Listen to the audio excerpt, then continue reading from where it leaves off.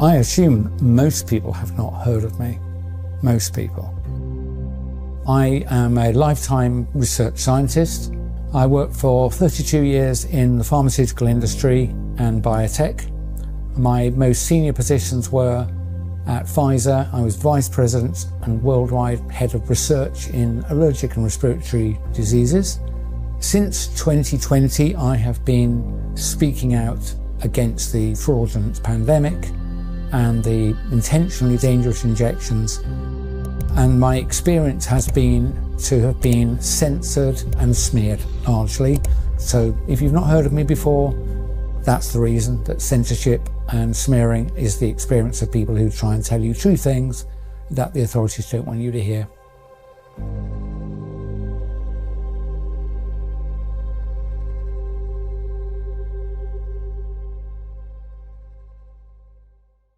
I don't want to give up because I'm, nothing to say, but I think I've said enough that if anyone's looking at what I've said or looking for me, they can find me easily enough.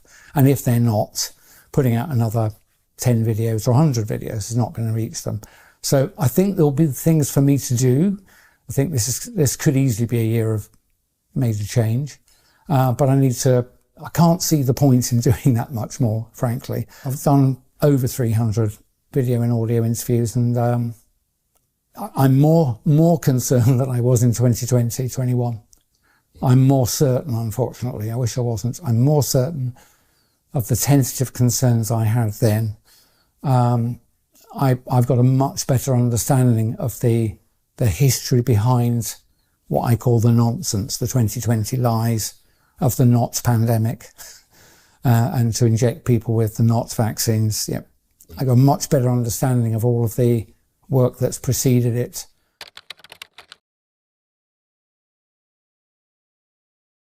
When I first spoke, when I did a major interview in 2021, I was at that point sure that there wasn't a pandemic, or at least whatever was happening had been deliberately and through planning exaggerated to frighten people.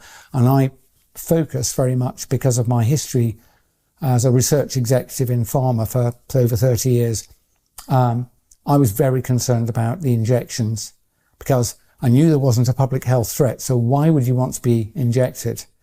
My thinking has advanced quite a lot since then, which I may talk about later in this interview.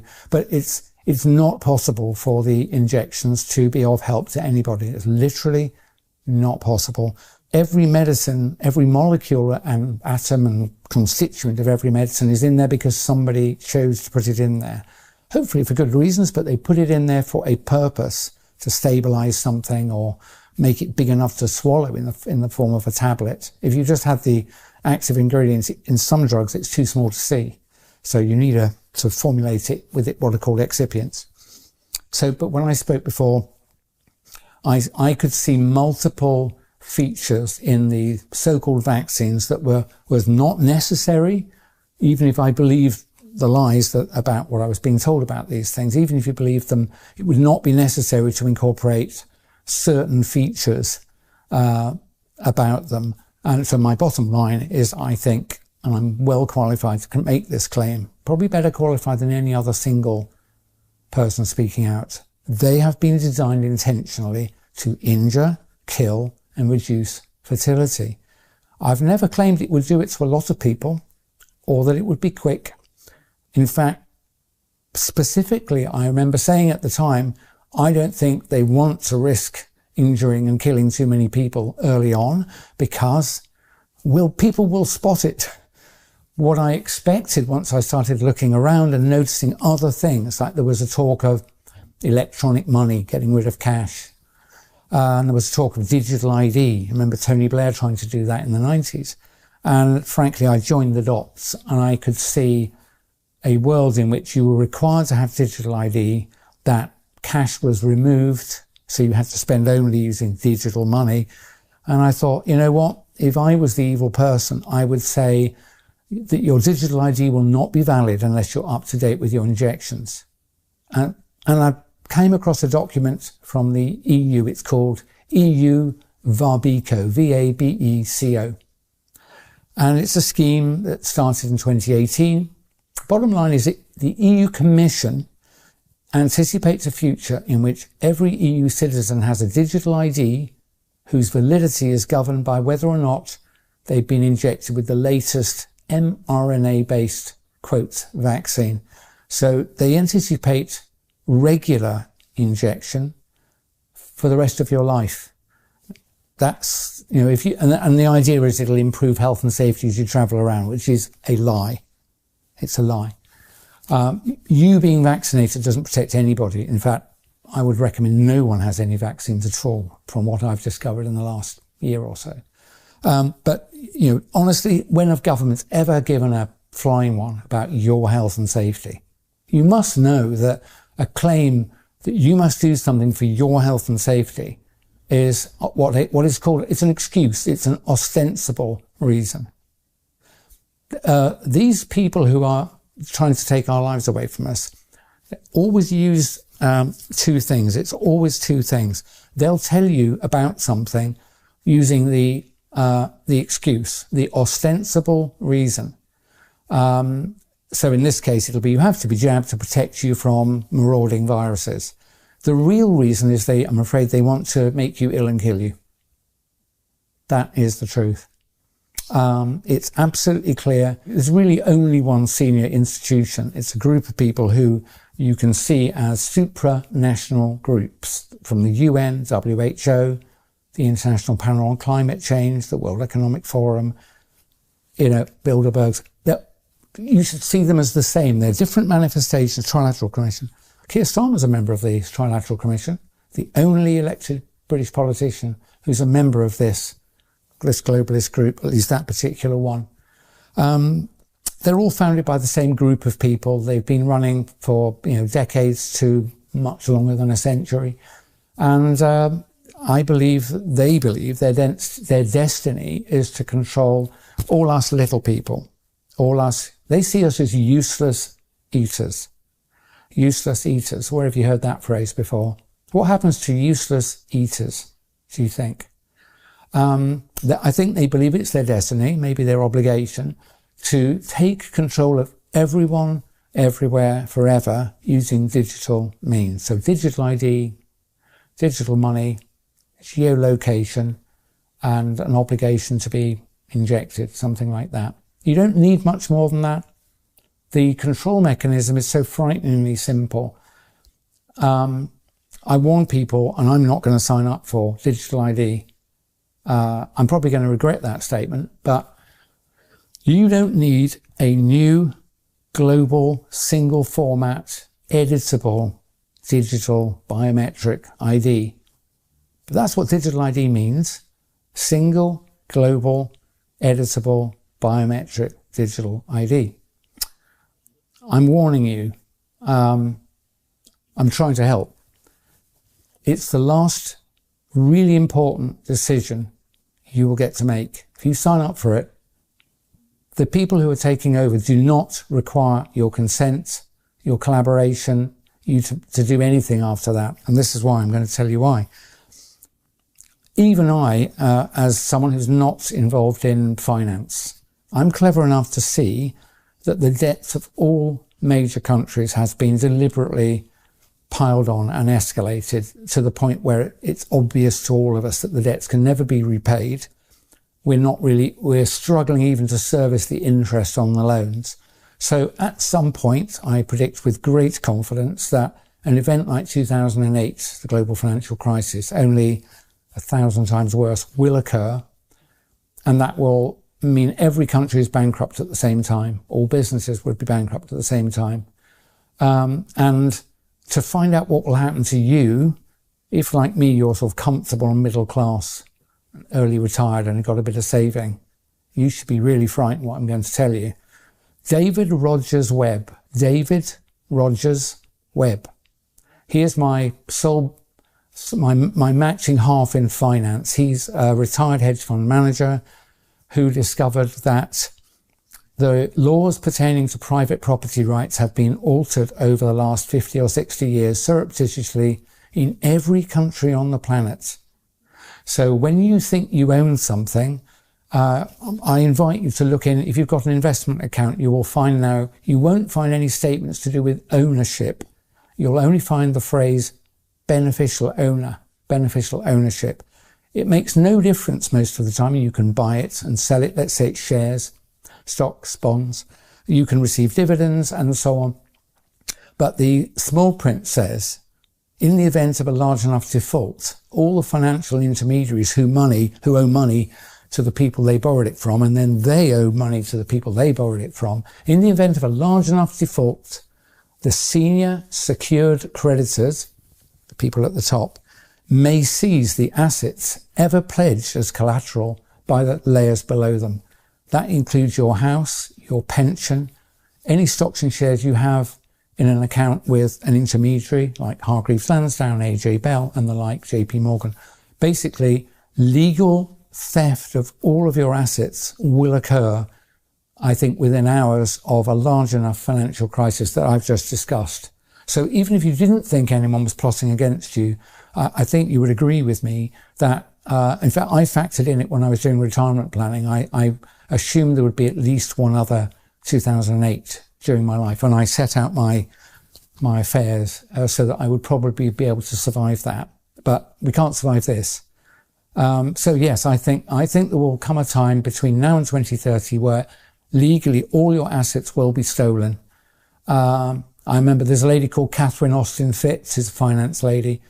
She says, I believe that possession, where we're talking about objects, not humans, but where it comes to objects, you really only own it if you can sit on it and defend it at the point of a gun. And I know she says it to get a laugh, but there is something to that. If you've left any assets with a third party, maybe you own some gold and it's in the bank. Maybe you do have, a large pension with a financial intermediary. Upon a large enough financial crisis that is being engineered, because, as I'll explain in a moment, look how useful this is. At the moment of that big enough financial crisis, all of the institutions will be bankrupt and all of the assets will be moved legally, stolen legally, and they will belong to the senior secured creditors, because those assets have at some point been used in a financial transaction. There's no point in you protesting that they haven't told you they've borrowed it and it's not really theirs. This has been tested in a major court in New York, where one financial institution was both the custodian and acting on behalf of senior creditors. So it stole the assets of another of its clients. And it went to court, and I'm afraid it was found that they were legally able to do that. So David Rogers Webb, a free book called The Great Taking is my gift to you. You should go and read that. So that's part of the takeover. It is a takeover. It's a global coup. And I've explained that if you sign up for digital ID, it'll be the last really important decision you make, because your digital ID will be the only thing that your governments, institutions, and anybody authorized by those holding power will recognize you through. So you won't exist anymore. You'll be replaced by a QR code. You are not a number. You're an address to some resources. And that makes it particularly dangerous, because those resources can be edited. And one of those fields, for sure, will be your vaccination status. And I'm absolutely sure, because I've seen it written down in multiple documents, that your digital ID will only remain valid if you comply with the conditions of validity. So one of them will be, have you had your latest recommended or mandated jabs? And because of the fact that I'm qualified in toxicology and worked for decades with others in what's called rational drug design, when I look at these jabs, the constituents, I am certain, formally certain, that they were designed to hurt you. And so, the digital ID will lose validity unless you roll your sleeve up. You must see that's designed to injure and, I believe, ultimately kill you. But you won't be able to escape that, because all your money will also be associated with your digital ID. So let's say you've gone to a supermarket, you want to buy a drink and a sandwich. You'll beat them through and it'll say, how do you pay? And it'll say, present your digital ID. And the cash register, as it were, the cashless system, won't proceed until you show it your QR code. And if you're not vaccinated, and if that means your digital ID is not valid, it'll say, sorry, transaction refused. The merchant will not be able to sell you the product. So you can see how difficult this is. Now, a valid digital ID, just like a valid passport, is today required to cross a border. And I have no problem with a passport, of course. But I'd be pretty cross if to buy petrol I had to show my passport, or to buy a bottle of water I had to show my passport. But that is what's coming. You'll have to show your digital ID. If you said hurty words on the internet, you might find that your digital money doesn't work. If you're outside of your 15-minute zone and you're not authorized to be, you will not be able to buy anything. That's what's coming. It's the ultimate tool of slavery, the digital. It's called the digital gulag by other people. I think that's not a bad phrase. And the way to stop that happening is to put your foot down and don't sign up for it. If they tell you, say you're, if it's a government, they might say we're not going to give you benefits unless you sign up for digital ID. I can't help that. I'm going to tell you, you at this point have to choose. Obviously going to engineer it so that you'll feel you can't refuse. If you sign up for it, your life is going to end. Your free life is going to end. So I would say, like I always did with the jabs before I really knew what was going on, I would say, don't decide anything now. Defer your decision a month, maybe another month. Same with digital ID. Please, when it's first put to you, and especially if they threaten you, we'll have to fire you if you won't sign up for this. This is good for you, is it? Why would they threaten you? Why would they punish you for not doing something that's supposedly good for you? And the answer is, I mentioned earlier, always two reasons: the ostensible reason, the excuse, or the real reason. And the threats come because the real reason is what I've been telling you. It's for bad. So if they tell you they won't pay your benefits if you don't sign up for digital ID, I'm going to ask you to swallow hard and not sign up. You might have to sign up in a month or 3 months. Don't sign up. The more people who don't sign up, the more likely we are to be able to defeat this, because other people will be taking their lead from you. So if you've got children, I think you should be willing to go hungry for a bit. If I have to, I will, in order to stop this happening. So I've made the bold statement, I'm not going to take on a digital ID. And some people have said, you will lose access to your money in your bank accounts. Do you know what? So be it. If I sign up for it, what's going to happen is what I've outlined to you. Money's not going to matter. One, they'll steal it. And secondly, I don't want to survive in a world in which I'm beeping my way into and out of shops and beeping my way to buy some mouldy bread with insect flour, right? I'm not going to live in that world. So I'm just going to stop. And the worse the punishment threatened, brought upon me, the worse the retribution, the more sure you should be that this is a bad thing. So even if they say we're going to fire you, say respectfully, I don't trust this system. I'm going to defer my decision. I'm not going to sign up this month. Let them fire you. I think they'll have to give up. Remember NHS 100K when they said, we're going to jab you all or you'll lose your job. And 100,000 of them campaigned on the street. The government actually gave in the next week. So there's enough power if we only just take our courage in our hands. And you only need courage when you're threatened. You need some courage now. You need some courage now. I'm not frightened. I don't look frightened because I'm not frightened. Everyone's life comes to an end eventually. I don't want it earlier than necessary. But if I do what I think these evil tyrants want me to do, the end of my free life has been reached. Honestly, I think we can defeat this if enough of us are reasonably brave. You don't need to fight anybody. It would be pointless. They'd love you to get young, strong men if you get fighting on the street. I bet the government would love that. Never been my style. But the way to fight it is literally not to comply. So don't sign up for digital ID. I would say if they tell you there's another scary event and you need to go home and stay in, go out for a long walk. Go and find several friends and go for a long walk. If you believe at this point what you're being told on the mainstream media, I've lost all sympathy for you. So you don't have to do the research I've done, and you don't have to be a conspiraloon at this point to work out that something very bad is happening. So don't let them inject you with anything, is my recommendation. And don't allow yourself to be locked down or forced to wear masks or frightened by anything. It's all lies, all of it. And you've got to take your courage in your hand now and think, do I trust the BBC or this guy, Dr. Mike Yeadon, who warned you about the toxicity of the expected toxicity of the injections I warned about in writing before they were authorised in December 2020. And every day I wished I was wrong, but I'm not wrong. And having been right about that for 4 years, then I think at least do me the honour of exploring some of these things. So I've talked about David Rogers Webb. Another person I recommend, Ben Rubin.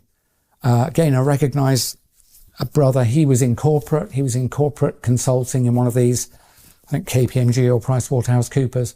And he has discovered that 20 years of his career was to do with like globalizing corporate systems, information systems and so on. And I think when he realized that he'd been part of, preparing an unpleasant scenario, a bit like me with pharma. Luckily, I had retired before I realised what was going on. But just to be clear, I would not take a commission in pharmaceuticals or biotech anymore. I wouldn't work in that sector anymore. I don't trust it, and I don't think it's a good thing. So Ben, look at what Ben Rubin is saying. Ben is a guy who spends a lot of time looking at like whole of governments, looking at whole of corporations, looking at integrated systems. And so he will do a much better job of explaining, as it were, politically how we got here. But I think I'm pretty good at telling you, don't take the vaccine, and don't be frightened by the lies they're going to give us. That's what I would say. And for goodness sake, don't sign up for digital ID. If you feel compelled to, I'm really asking you, defer the decision to do it and watch the punishment, and know that if it's genuinely good for you, why the dickens would they punish you? Why would the threats escalate until they might even say, if you won't take it, we're going to imprison you? They won't start there. They will literally start there with a financial disincentive. So defer the decision, even if you think you're going to have to sign up, please, because I think we can defeat them with that one move. And the other one is, don't believe the lies anymore. There's nothing much to be frightened of other than other humans, really. Other plotting humans are the thing you should really worry about. And there are plenty of them, and I'll name one of them, our former Prime Minister, Tony Blair. He's not a good person. He's really not a good person. So we came into government, you will remember, not left, not right, but the third way. Do you remember the third way? What it involved was public-private partnerships, which meant we'll borrow money from private financiers and we'll spend it on public services. So that means your country will improve without you having to pay any taxes. And when I heard that, I thought the chickens will come home to roost. And so we got lots of new hospitals, and we didn't have to pay for them at the time. We were just servicing the loan, something like that. Chickens have come home to roost. The country now has enormous structural debts. And I think debt repayment it's either the second or the third largest item on the budget already. It's more than we spend on education. Next year, it'll be even more. And, it will become the largest budget item if the country survives long enough. So Blair, we voted him in. Blair has, all the other countries in the West have been guided to do this. So they've all borrowed so much money that they are effectively bankrupt. There's probably no hiding from that, but let's not make it easy for them. So yeah, they bankrupted the country and they've hidden that, but it's very clear to people like David Rogers Webb. And I anticipate we'll have other scares, like, honestly, if they tell you about bird flu, it's like a chicken with a cold. You know, have you ever seen a chicken with a cold? Have you ever seen them coughing, sneezing? Birds don't get flu. Birds do not get influenza. They don't. They do not get influenza. Spend 5 minutes looking at the bird, the respiratory tract. Look at the lungs of a bird. And you realise it's so different from a mammal's lungs. It's like you would realise why they can't get colds or flu. So they're lying to you about these illnesses. Birds can get sick, but they haven't got flu, and it's not contagious. So, and the PCR test is a measure of nothing. It's fraud. And when they tell you, oh, we found bird flu in a flock in Aldermaston or something, they will have used PCR, which is fraudulent, to get that result. And they could make the birds sick in any number of ways just by treating them badly. If they overcrowd them, that will make them sick. If they stress them, that will make them sick. And if they then come in and test them, they can claim bird flu in the flock. Then they can kill all the birds. And then they can say, oh, look, bird flu is going around. Then they'll lie and say, first case of bird to human transmission. It doesn't even exist because, like I told you, birds don't get colds. Birds don't sneeze. Have you ever seen a bird coughing? Please, you must know they're lying to you. And I wouldn't think monkeys get pox either. Really. They're hairy.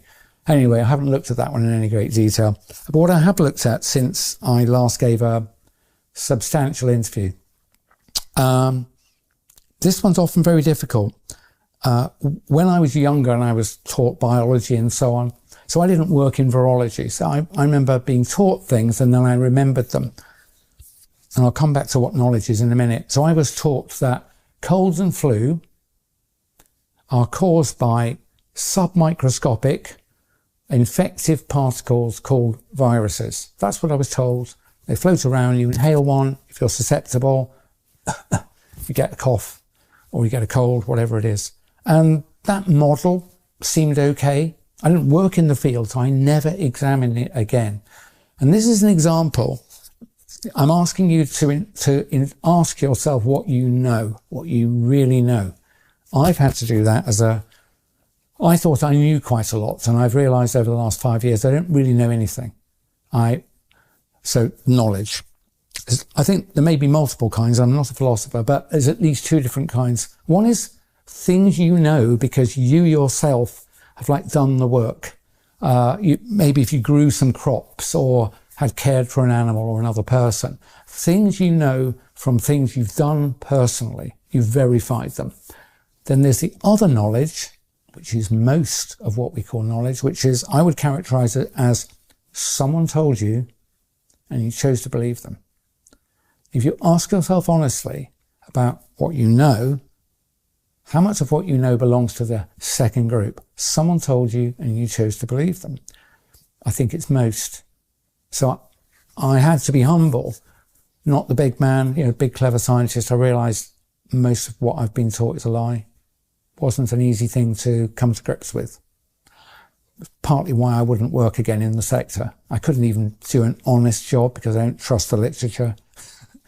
But here's the thing. So I was told this is how flu and colds work, that flu and colds were due to submicroscopic infective particles called viruses. And that you caught them from another person, you could give them to a person.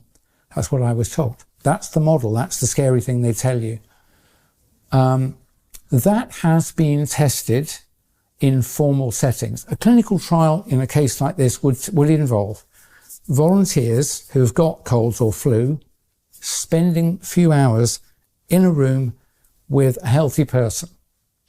And then the two people would go their separate ways and the experimenters would follow up the healthy person over the next days and weeks. Now, if contagion, transmission was occurring, you would expect over time the people who've spent a few hours with someone with a cold or flu would get colds and flu more often than the people who didn't spend time in the room with the person with cold and flu. And they had matching controls. People spent time with someone who was perfectly well. So they were the controls. They went off. The people who spent time with a person with a cold, they went off. And here's the thing. For 100 years of these clinical experiments, the people who spent a few hours with the person with a cold or flu got colds and flu no more often than the people who spent a couple of hours in the room with a well person. contagion of acute respiratory illnesses does not happen.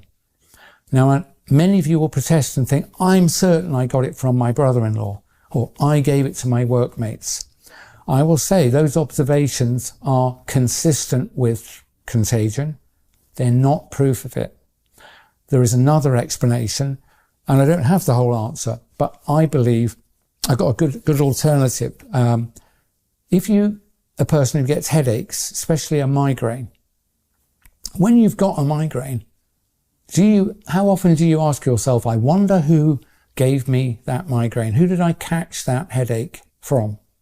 You'll probably think, what are you talking about, Yeadon? Everybody knows that you don't catch them, you develop them, whatever.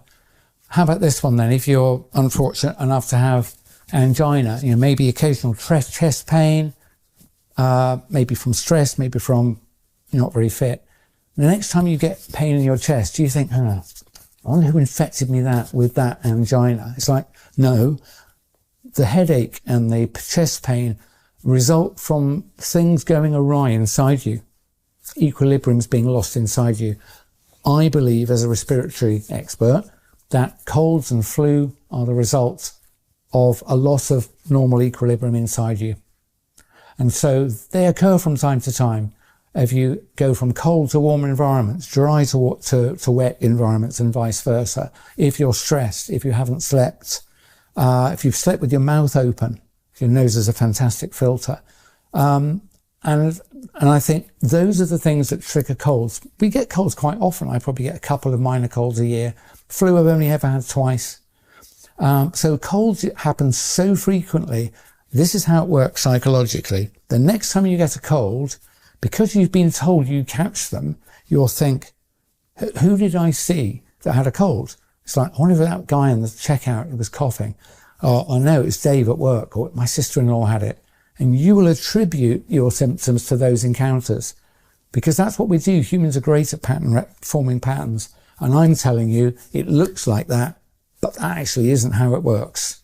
And so next time you spend time with someone with a cold and flu and don't get a cold in the week or so afterwards, remember, Mike did tell us you don't catch these things from other people. So, that means you shouldn't be frightened if they lie to you and said that there's a bird flu or, influenza or whatever it was called, COVID, because it doesn't work like that. These diseases do not work like that. They're normal illnesses. Your experience of them is a good guide to what will happen to you if you get one, which is mostly you spend a few days feeling a bit rubbish and then you get better.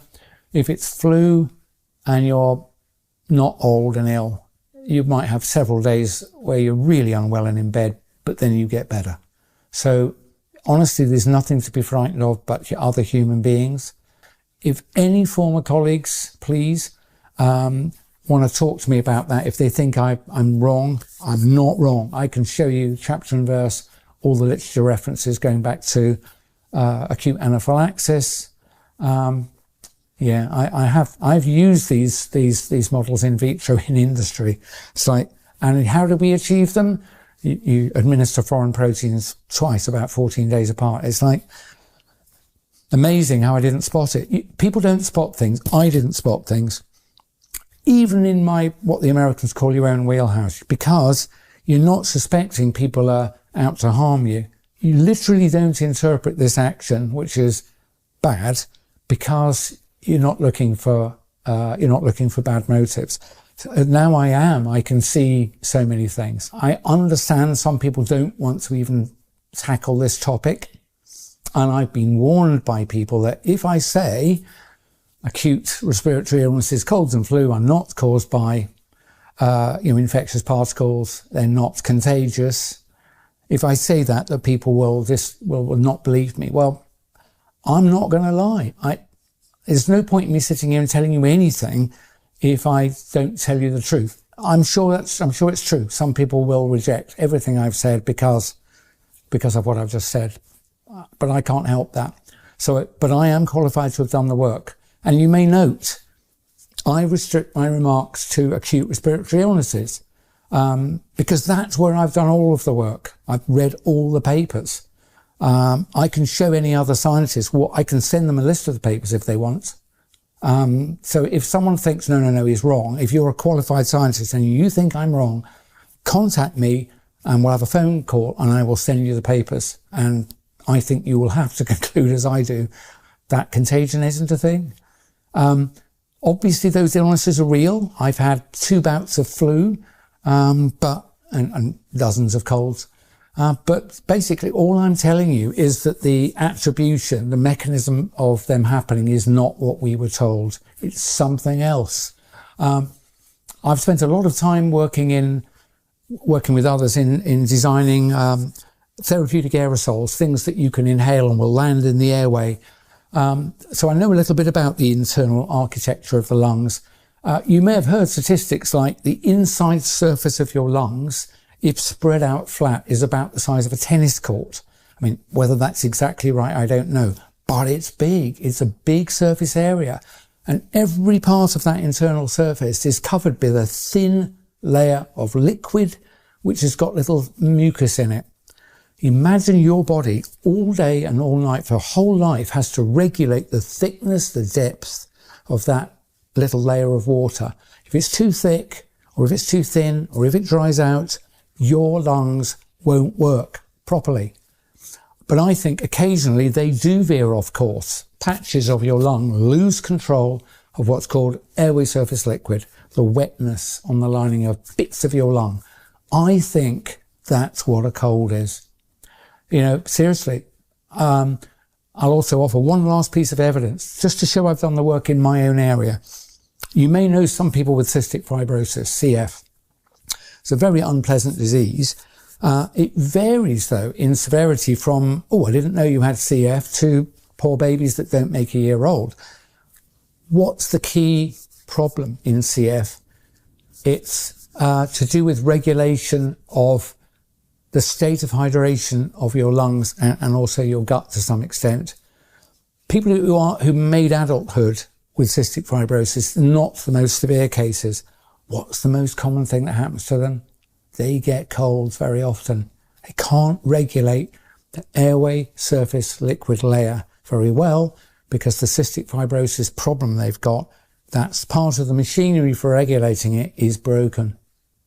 When I thought of that, I thought, oh my word, that is why, so basically your health excursion, getting worse and then getting better again, is very similar to the episode that some people with cystic fibrosis have, because I think it's fundamentally the same mechanism. It's not caused by floating particles called viruses.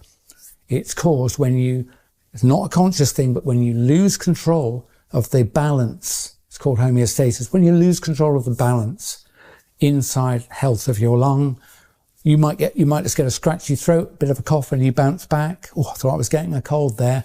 Or you might get a bit of a cold, or you might really go down with something chesty, or you might have to take to your bed. And I think those are like a nested series of excursions from health and back to health. All right, that's what I think colds and flu are. They're not contagious. They're not caused by viruses. And I've given you a better explanation for what a cold is than the official story. So I invite you to take that on board. So yeah, I understand people not wanting to speak about viruses, but I think if you know the truth, you just have to speak it or get off the stage.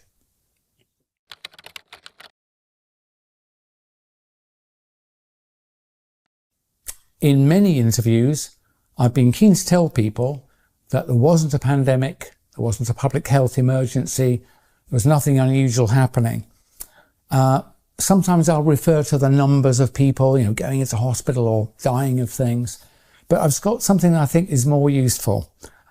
In order for an emergency to be declared, like a fire or like a shark approaching a public beach, holiday beach, would you agree with me, ladies and gentlemen, that before you would call out the fire engines, you'd probably be smelling smoke somewhere, someone would be, or a smoke alarm will go off.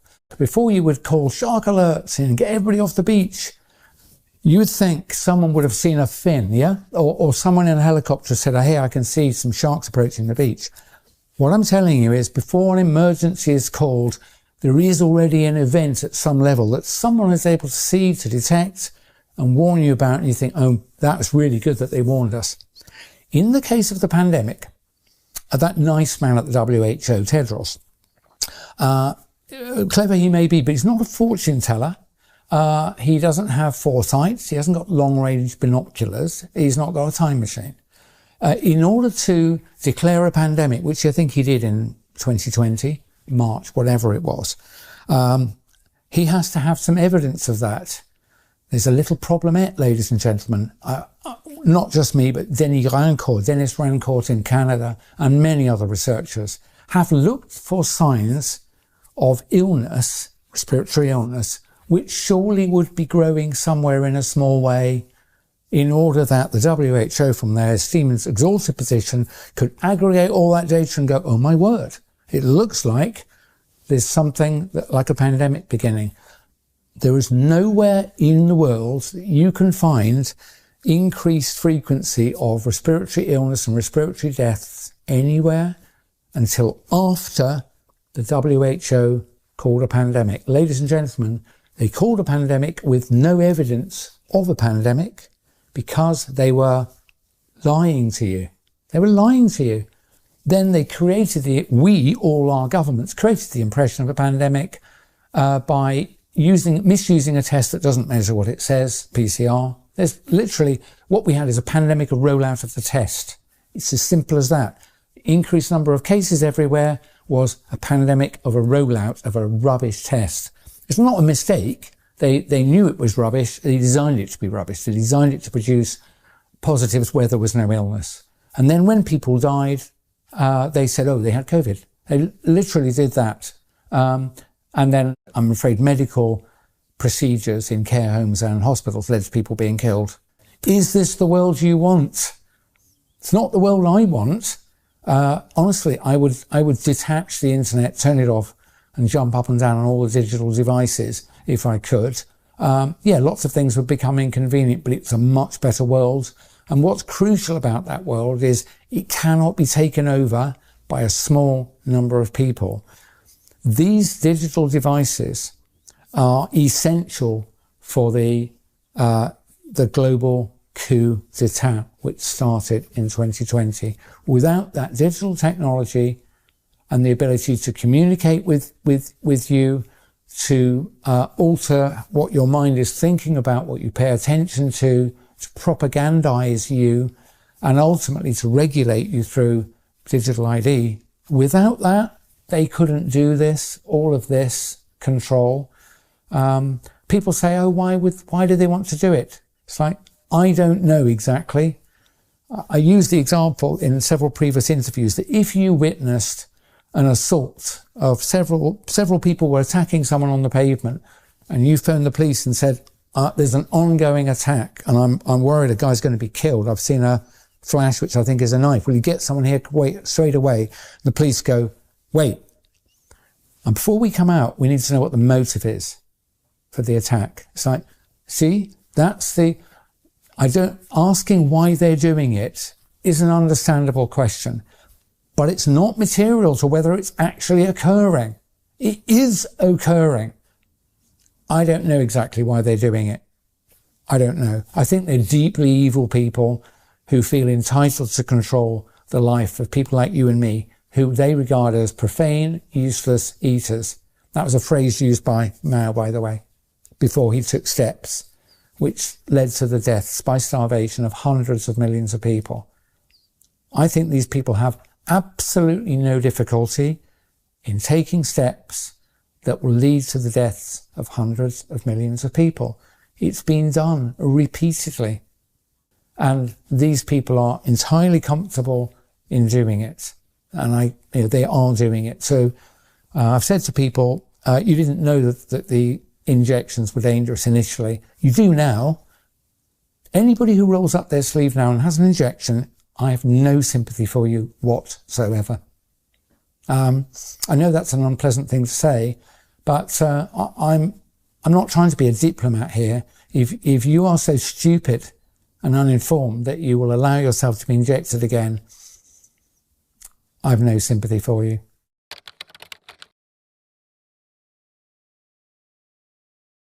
I think it's very important to recognise that there aren't any heroes out there that are going to descend from on high and save us, and I'm certainly not one.